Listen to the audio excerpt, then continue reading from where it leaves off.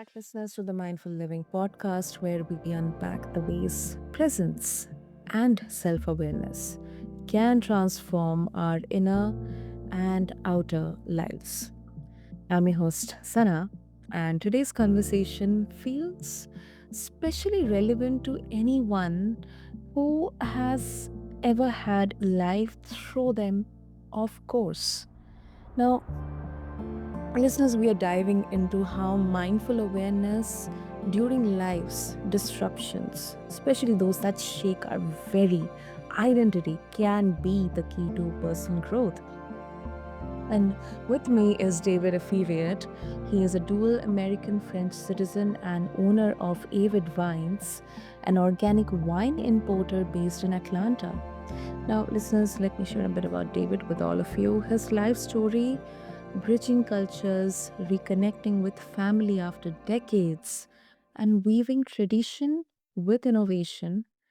To me, it offers a perfect lens through which we can explore resilience, emotional well being, and also redefining identity with intention. So, let's get real about what it takes to move from resistance to resilience when life doesn't go as planned. So, David, welcome to the show, and I'm really, really honored to have you here with us. Oh, it's my pleasure to be here. Thank you very, very much for providing this stage and allowing me the chance to connect with you and your audience. Absolutely, absolutely. David, so to begin with, let's talk about identity disruptions. I mean, they can be personal, they can be professional, sometimes they can be cultural as well. And they sometimes can really, really feel kind of, destabilizing. Really, kind of the entire, our world is like shaken. So, in your own journey, have there been any moments where you felt like you had to completely redefine who you were?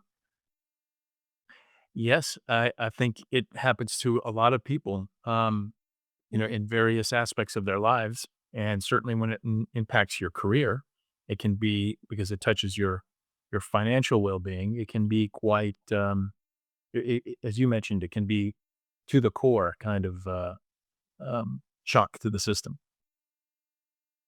Hmm. Yeah, I agree. I agree. And when you were going through these moments, um, what helped you avoid clinging to an outdated version of yourself? Because it's kind of natural for us that our brains our brain tries to resist change.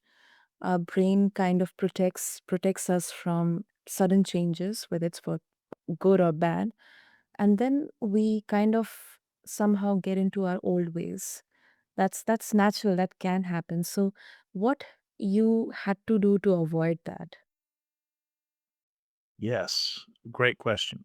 Well, I'm going to expound on what you just mentioned before. I mean, we do have the old ways, and you can call them old ways, habits, and routines Mhm. because they are meant to make us efficient.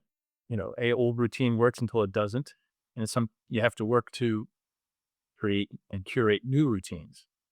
Mhm. This, for Mhm. example, this could be a health crisis where you're confronted with a particular you know, issue related to either your heart or the onset of diabetes, and it forces you to say, my routine, whatever it was before for my wellness, has got to change, and it can be hard work. It could be an overindulgence, an addiction to alcohol or anything else, and when it affects another aspect of your life and it's no longer in moderation, then you have to change your routine. Um, and so that's on a level of, I don't want to call it surface. Those are pretty, those can be fundamental to the core kinds of changes. But Mhm. when becomes part of what we need to do in terms of our mental health, well, sometimes we are the product of routines that are unconscious, old habits, as you mentioned. Mhm. They get formed out of trauma in order to protect us Yeah. and give us a sense of fight or flight. Well, here's the direction you need to go in. And These are triggering moments meant to protect us when we have the first instance of the trauma. And then anytime anything in life comes close to this radar system or that trips a wire, so to speak. And Mhm. it can continue to serve us if we do, in fact, walk into a certain kind of dangerous situation, but it can also be outdated. And then you have to Yes. figure out why am I falling into a routine that doesn't serve me anymore? And I have found through others on my own journey, techniques and in particular, a couple of books and a couple of individuals who have helped me to deprogram what is called like the undermind, our subconscious that's running not a useful routine anymore. And there are techniques for literally turning that routine into smoke and just freeing it and letting it go. I can give an example about how all this was real in my life when I worked and started a company 20 years ago with two other partners. That was a FinTech software company, and it was a subscription as a service model. And the premise of the company was to help our subscribers make better decisions in the stock market, in the US stock market in particular. So think of alerts and filters and indicators all put together and designed in a way to show those who would trade on the stock market short term strategies and indicators to help them make a buy and sell decision. Um, and so we grew this company for 20 years. We were on the Inc. 5000 list for 6 years in a row. And we had all the cycles of booming business. And there were other cycles where we took our hands off the wheel and starting families, and we saw competitors kind of come in and so forth. And it was highly rewarding until and when it wasn't, I path the company was on was not the one that I wanted to be on or continue. Just the end game was not something I signed up for. And so Okay. I turned over the day-to-day operations to the existing leadership team and the remaining partner that was there and Mhm. continue on as an investor, so that I can pursue what I want to spend my time and passion, focused on. Part of that is, as you explained, this beautiful import company that brings in from Champagne, France, to the US for the top 1% of those who really enjoy champagne, um, certified organic, sustainable champagne.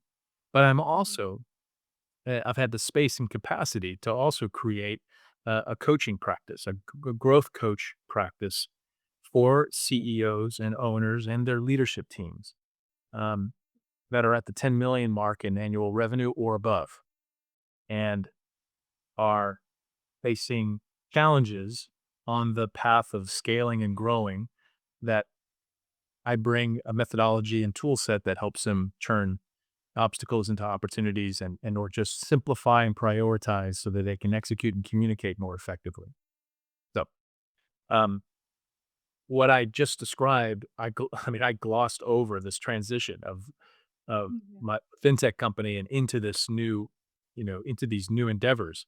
And I would not have been able to do it had I clung to some old traumas that were happening that told me that I needed to move on from this, fintech company into a totally uncertain territory before I Mhm. found, my particular passions here and found the next chapters. It was a bit of being in the wilderness that for me, some people stay in, and I could see myself staying in and just being not fulfilled or happy. Um, but the question then became like, how did I walk out of that wilderness toward more purpose? Mm. It seems back like you went to explore your roots, your origin, your culture, definitely. And are you still an investor in that fintech company, or did you definitely made a successful exit in there? No, I'm still an investor in the company. So wish them well in getting where it needs to go. But it, like I said, I put more of my focus and attention on these new chapters, and um, just a little bit more about that, I use a framework that's I refer to as a hero's journey, right? And it's very easy. It's the basis of almost every film you've ever seen, from like The Wizard of Oz to Star Wars to, and it's often used in marketing, and it's a common storytelling narrative, right? That the hero has a call to adventure, and Right. sometimes reluctantly has to take this call, to adventure, but starts the path, fails a bit or wanders, finds a mentor, a guide, and then you know, with that help, is able to confront the challenges along the path. Some kind of uh, challenge then ensues, and there's a resolution in one way or another. And so, when Luke Skywalker meets Obi-Wan Kenobi, or when Rey meets Luke Skywalker, and in the more recent versions of Star Wars, you kind of understand that I had a call to adventure that I really didn't want. I didn't want this realization that this partnership needed to, the direction of the company needed to change, and my, my my place, and my place in the company in its new direction that I didn't like or didn't support wasn't going to keep me, happy. And so, um, you, I had to. It was I should say, it was kind of like a shock to my identity. How do you, lots of ways we define our identity, and for many, most of them is what I wake up and do for 8 or 10 hours, a day, and Yeah. I found that to be quite brittle. And I came to the realization, thanks to some of the both the tribe that I belong to of peer business owners and Mhm. several key people on my journey. I came to the realization that we're better served in life if we anchor our identity not in the roles that we play, but in the values that we want to live by. And so Mm. I had to, and discovering what your values that you want to live by is not, it's not meant to be a creative exercise. Like, gee, what do I want to do? You simply have to look back at your life and look at the footsteps and see, when I made certain decisions, what were my actions revealing? And then it Right. becomes kind of simple to, to articulate. I shouldn't say simple. It takes some very, profound meditation and reflection on what do these actions say about me? When I do certain things, what does this reveal about me? And so that exercise, um, helped me, thanks to a retreat that I actually attended by an amazing mentor of mine who, is a retired colonel in the Air Force and the first Oh, female fighter pilot. Her name is Martha McSally. Um, I went on a retreat, with it was a kind of a leadership retreat, that she had organized, and it just came to the realization of, these are how I show up in the world. I show up as a lifelong learner. My actions have always been constantly upgrading models and learning. The second value I have is an outward mindset, which is, how do I, even in an organization and outside, serve out of a mindset of abundance instead of scarcity? mm. And, I've often been in sales. And so, like, how can sales serve marketing, which then in turn helps marketing serve sales? If organizations and those who do certain functional jobs within a company can see themselves not as, well, I'm just throwing this over the cubicle wall to somebody, but how do I think of what my output is Mhm. as it's someone else's input? And so how do I make that, if I understand what their needs are, how can I make my output and their input even better and serve that? Lifelong learning, outward mindset, and showing up avid. Avid is a very powerful word for me. And so it is a reminder for me about showing up fully present, um, Yeah. and being in the present, not anxious for the future, not regretful of the past, but showing up as present as I can in this moment. And again, it's taken a lot of, and I can mention some of these, but you know, guides that have been on my path, right, for my hero's journey. Yeah, that is true. That is true. And one thing that really kind of is connecting with mindfulness, that we often talk about the tools and all the practices, meditation, breath work, anything that helps us embrace mindfulness. But I think sometimes through um, introspections, analysis like this, that what kind of factors I'm considering whenever I'm taking any critical decisions. How am I reacting? How am I behaving? What I'm thinking? I think these kind of reflections and introspections, they also help us a lot in becoming self-aware about the present as well. So, yeah, I think that's a more accessible and more practical way of looking at mindfulness. I can expound on that. I mean, I had a great mentor and continues to be a great mentor to me, um, who is a Buddhist, former Buddhist monk. His name is Don Depani, Dandeepeani, Don Depani. And one of his mantras is energy flows where attention goes. And so if your attention is arrested by a trigger or an element that gives you induces anxiety, instant anxiety or instant anger, Mhm. then control of your breath and a mindfulness that is staying present is able to say, "Whoa, that just had an uptick in my heartbeat, and whoa, I'm feeling, certain sensations." And if I can gently move my attention from an area of anger, where then if my next action were taken out of anger, it probably wouldn't be ideal, or out of anxiety. How can I move my attention gently and awareness? And he looks at it like the room is dark, and where the spotlight, glows is it's glowing on a particular emotion. So anger is being in the spotlight, like gently over to stage left here and come to another place that is right. So gratitude is often a go here first and then move someplace, more strategic or more, optimistic. But gratitude can often be a whoa, okay, this is how I slow the moment down and Mm. and think through that. And so that I've used that many a time to help with my breathing and my family's as well. Mm.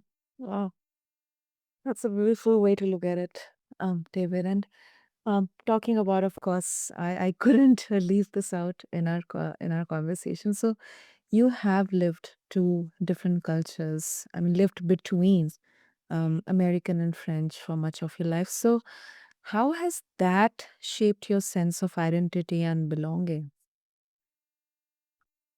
Um, that's a great question. In in some ways, it's advantageous, right? So if you ever wanted to like be motivated, you've got two languages in which great thought leaders are and do express their motivations, Right, right. or love, or romance, or pick anything, and you just have double. You have double the especially with France, but certainly in Indian culture as well, and so many different cultures. You just get the best thinking from beyond just the language of your maternal language. Um, Mm. Something you said in that and the way you phrased the question is has me also thinking of this other thought about this is a strong identity question too, right? And it sometimes is the case where I sit neither in either camp. For instance, if I'm if uh, you know when I'm in America and I speak French, every other I'm often like, oh my gosh, French sounds amazing, or it's great. I'm someone who comes across as very fluent in French. When I'm in France and I'm speaking, French, I have a very small. I try to minimize it, as best as I can. I come across not as French. I come across as very foreign, um, just Okay. beyond just the language. Just either my instant grasp of the zeitgeist and the instant cultural touchstone references and such that I might be a week or a month behind, in kind of absorbing, can affect some conversations, especially if I'm trying to convey humor. So it's just interesting. Sometimes I find myself in no man's land between, somewhere over the Atlantic. It's neither French nor is it American. It's, uh, you know, and you just have to be somewhat open to that, those times where you kind of live in a neither um, territory.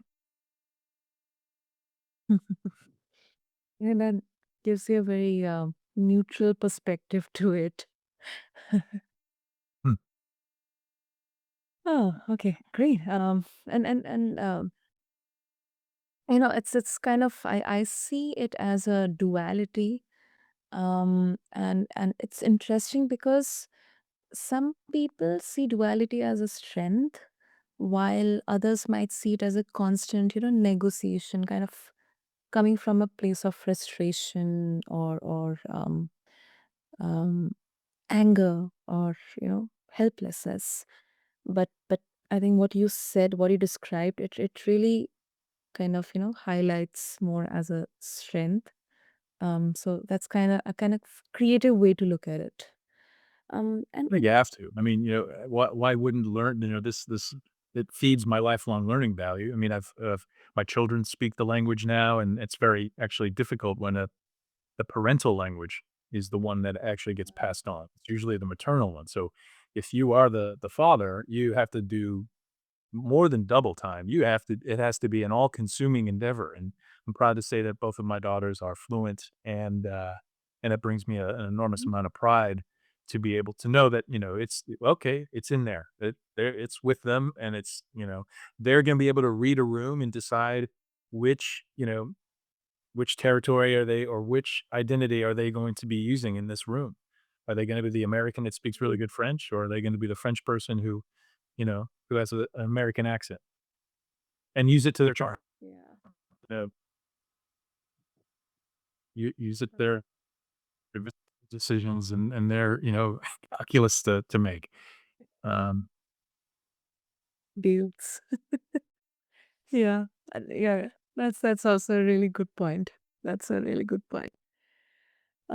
Great. And also, before we wrap up, I'll just put a bit of a nuanced perspective here. Now, talking about once again life disruptions, David. Some would argue that let's not overcomplicate life by even talking more and more about these disruptions, or like just trying to see them from a point of transformation. Let's just uh, embrace them, go by the flow, and not dig so deep. So what's your thought on this approach? so said another way, you're saying, what's my take on Not overcomplicating life disruptions by trying to make them transformational.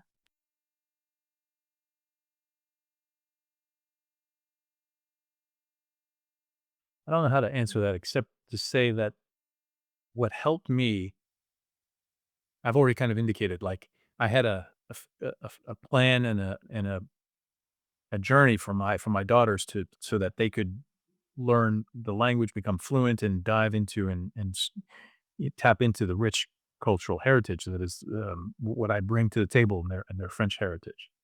Um, I've done that for myself too. Like, how do I look at myself 10 years from now and say, how can I live a life where I drop the keys off to this future version of myself and, say, hey, I did my job. Everything's good, good health, good everything, good, wellness, finance, and family, and so forth. Now you have the keys and you take it another, 10 years on this relay race that is life.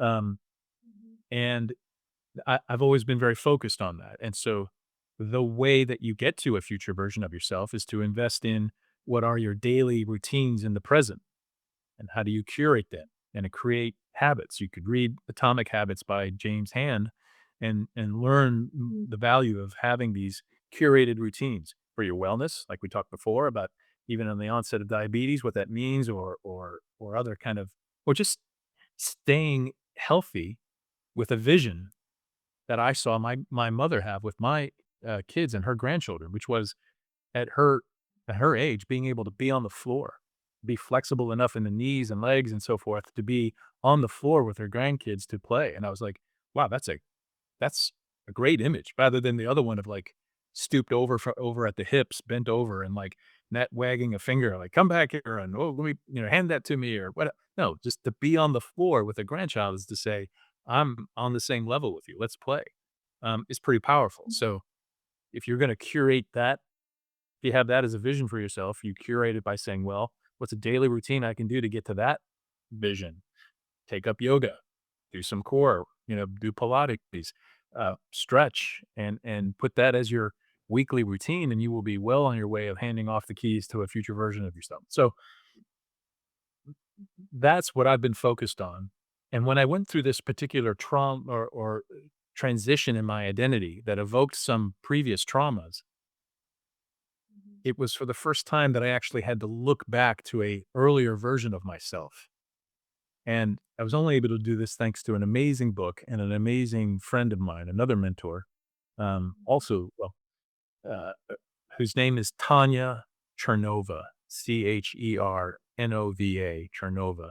And her book, The Undermined, is an excellent, almost handbook for revisiting past traumas and turning the routines that instantly get cemented into our brains as protective routines, how to decode and or turn them into smoke um, in a very effective way so that they don't keep running or go on autopilot and derail you where it doesn't serve you anymore. And so there's the nuts and bolts of the book. There's goes into much more detail, but it required for me to go and revisit a past and earlier version of myself, a younger version, and say, even in my childhood, around a trauma related to when things get taken away. Um, and I had to revisit that trauma and that early version and say, "Hey, you know what? Early version of David, um, I understand why you created this routine, and it served you well when it happened. But I'm here to tell you in this way, way future version that things turn out, not only do they turn out pretty good, but you are in store, my friend, for some amazing experiences. And I'm here to tell you that you don't need to run this routine now. Let's put it to bed." And so, you say that through meditation and words of affirmation and love, like, "Hey, I love you. You did great, and you're going to turn out great. Now let's kind of join hips here and kind of turn and face this future version of ourselves that we want to walk towards because you did a great job getting us going. I've done a great job getting us here.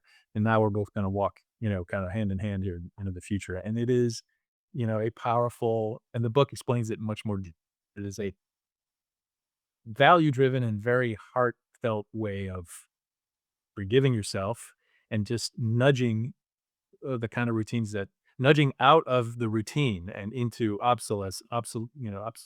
being obsolete, these these routines that just don't work for you anymore. Mm.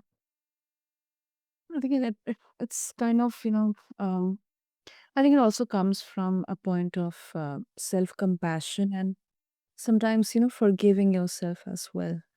Oh, sure. Because that's kind of a sense of gratitude that you are expressing to your younger version or your older version, that even if you faced this problem or you went through a traumatic experience, but you came out of it and now you are in a good place. Uh, yeah, I think, and that's a very, very, uh, very healthy practice to do. And especially if you're meditating or you're just kind of sitting in stillness, not the literal stillness, like the silence, but at least you're kind of still within yourself and you're trying to do some reflections. So, yeah, that's a good way. Thank you. Great, great. So, David, before we wrap up, if our listeners they would like to connect with you and extract more wisdom from you, and would also like to share their thoughts, what would be the best way? Sure. So, I think the best way, there's two websites. You can come and visit us where we're um, having a great time with our organic champagne, and that's Avid Vines, one word, Avid, AVID, Vines, VINES.com. And if you are, an executive, part of the leadership team or the owner of the business that's struggling with growth and scale, but want to and have a growth mindset, then please visit me at Avid. There's that word again, avid.coach. And avid.coach will put you in contact with what I do with transforming, being a guide for those businesses and heroes that are leading, uh, that want to lead change and lead their own businesses to higher ground. Hmm. I'll make sure to have all the links in the show notes. And David, this was such a candid conversation. Um, yeah, definitely. Because I think more than the do's and the don'ts and the hows and what, it's more about the lived experiences, um, the mentors that you have had, and the experiences that you have had, and the insights from those experiences. I think they definitely shape our identity, and it isn't fixed. It's something we can consciously shape, especially in those moments that feel like we are losing our footing. So Right. thank you. Well, you made this very enjoyable and easy, and the conversation flowed thanks to you, Sana. So thank you. Thank you. Thank you so much, David, for your encouraging words. And to all the listeners out there, I'm very sure you're walking away with both the permission to sit with discomfort and an inspiration to see the potential for growth in it. So, until next time, this is your host, Sana, and this has been the Mindful Living Podcast. Be kind to yourself and notice the small ways you can return to presence. You can return to yourself, your values, even in life's most toughest situations. Thank you.